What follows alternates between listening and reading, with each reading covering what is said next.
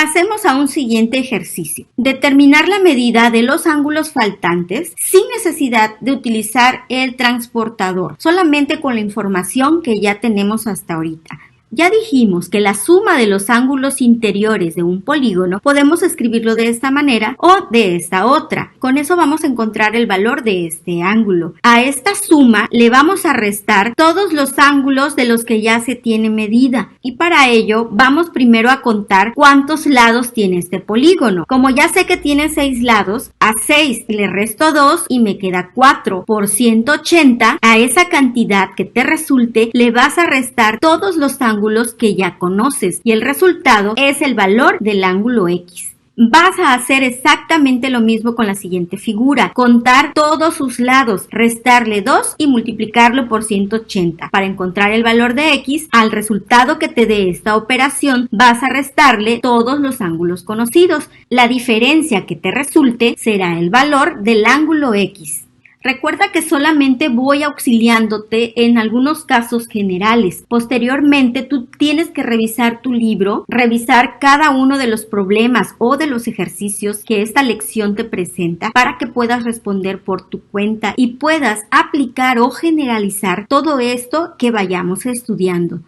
Vamos a la actividad de la página 172 que nos pide que primero leamos la definición de lo que es un ángulo externo y que tomando en cuenta esa definición podamos trabajar este ejercicio. Un ángulo externo de un polígono es el que se forma por uno de sus lados y la prolongación del lado adyacente. Cada ángulo externo es suplementario, por lo tanto la suma siempre te da la medida de un ángulo llano. Para que lo entiendas, vamos a analizar lo siguiente. Queremos conocer cuáles son los ángulos externos de este triángulo. Vamos a empezar con el ángulo B. Al prolongar la línea nos fijamos cuál es el ángulo adyacente al ángulo B. Ese es el ángulo externo, el ángulo 4. Pero el ángulo B tiene otro ángulo externo. Al prolongar la línea vemos que el otro ángulo externo de B es 6. Vamos con el ángulo C. Uno de sus ángulos externos es 7. El siguiente es 9. Vamos con el ángulo A. Uno de sus ángulos externos es 1 y el siguiente ángulo externo es 3.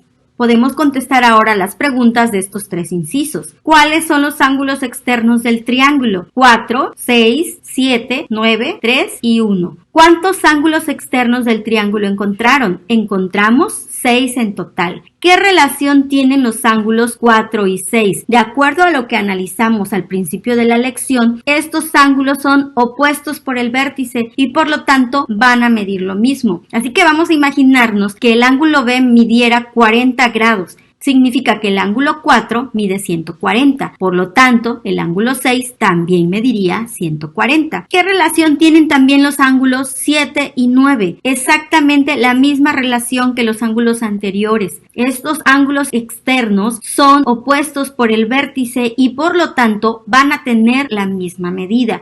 Y aunque no lo pregunta el libro, esa relación aplica también a los ángulos externos 3 y 1.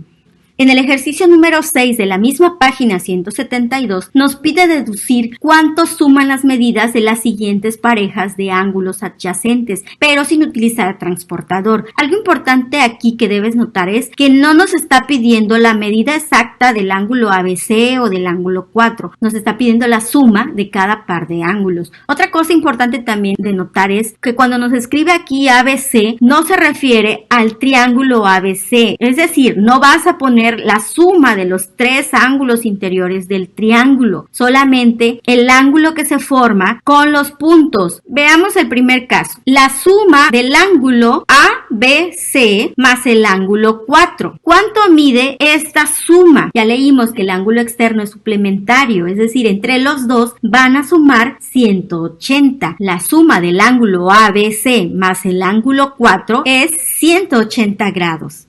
Veamos el siguiente par de ángulos. El ángulo ABC más el ángulo 6. Tienen la misma característica que el par anterior. Son ángulos suplementarios. La suma de los dos te va a dar 180 grados. Ya nada más te corresponde a ti escribir la respuesta. Vamos con el tercer par. El ángulo BCA más el ángulo 7. Ocurre lo mismo, la suma de los dos te da un ángulo llano que es un ángulo de 180 grados. ¿Y qué pasa con el ángulo BCA y el ángulo 9? También nos dan la misma medida de un ángulo llano de 180 grados. Revisemos el quinto par. El ángulo CAB con el ángulo 1. Pasa exactamente lo mismo, te dan la misma medida. Y con el último par, el ángulo CAB con el ángulo 3. La medida es la misma, 180 grados por formar todos ellos ángulos llanos. Esto lo comprobamos con la siguiente información. La suma de las medidas de los ángulos interno y externo de un vértice de un polígono es 180 grados. Es decir, dado un vértice, el ángulo interno y cualquiera de los dos ángulos externos son suplementarios.